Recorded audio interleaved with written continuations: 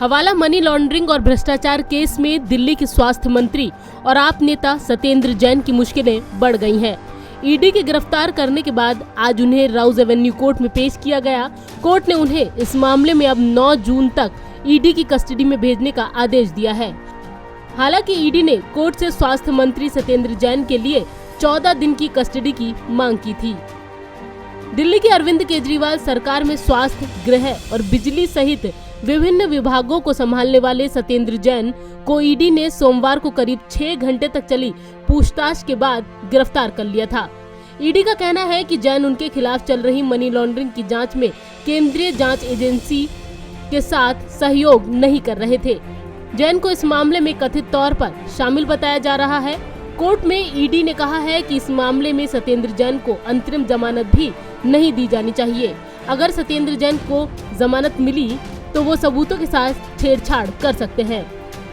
ED ने कहा है कि इस मामले में जो अहम सबूत मिले हैं उस मामले में सत्येंद्र जैन से कॉन्फ्रेंट करवाना है। वहीं सत्येंद्र जैन के वकील एन हरिहरन ने कोर्ट में अपनी दलील देते हुए कहा कि हम लगातार कॉर्पोरेट कर रहे हैं, सारे कागजात दिखा दिए गए हैं, कस्टडी की क्या जरूरत है, हम हर वक्त हाजिर हैं। ऐसे में आपको बताते हैं सत्येंद्र जैन पर क्या है आरोप। प्रवर्तन निदेशालय ने कोलकाता की एक कंपनी से जुड़े हवाला लेन देन के मामले में स्वास्थ्य मंत्री सत्येंद्र जैन को गिरफ्तार किया है। ईडी के मुताबिक जांच में पाया गया था कि 2015-16 के दौरान सत्येंद्र जैन एक लोक सेवक थे, तो उनके द्वारा लाभकारी स्वामित्व वाली और नियंत्रित कंपनियों को हवाला के जरिए कोलकाता बेस्ड एंट्री ऑपरेटरों को नगद ट्रांसफर करने के बदले शेल कंपनियों से 4 करोड़ 81 लाख रुपए प्राप्त हुए थे।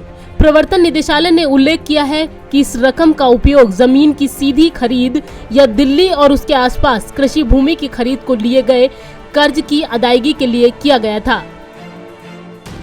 आपको बता दें कि 2 महीने पहले सीबीआई की तरफ से prevention of money laundering act में दर्ज एफआईआर के बाद जैन के परिवार और फर्मों से संबंधित 4 करोड़ 81 लाख रुपए की अचल संपत्तियों को अस्थायी रूप से कुर्क किया गया था। सीबीआई ने अगस्त 2017 में केस दर्ज किया था।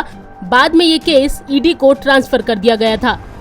अब भले ही कोर्ट ने इस मामले में ईडी की दलीलों के बाद जैन को 9 जून तक ईडी की कस्टडी में भेजा है, लेकिन इस मामले पर सियासी बयानबाजी भी जोरों पर है।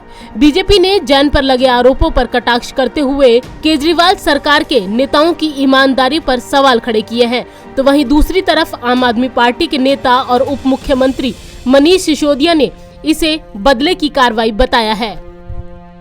उनका कहना है कि 8 साल से झूठा केस चलाया जा रहा था। जैन हिमाचल प्रदेश में हमारे चुनाव प्रभारी हैं, इसीलिए उन्हें गिरफ्तार किया गया है। दिल्ली के मुख्यमंत्री अरविंद केजरीवाल ने भी इसे फर्जी केस करार दिया है और साथ ही कहा है कि राजनीतिक कारणों से उन्हें टारगेट किया जा रहा है।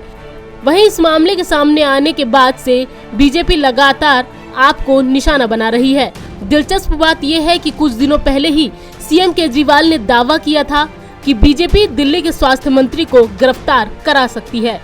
नवोदय टाइम्स के लिए संगीता सिंह की रिपोर्ट, दिल्ली।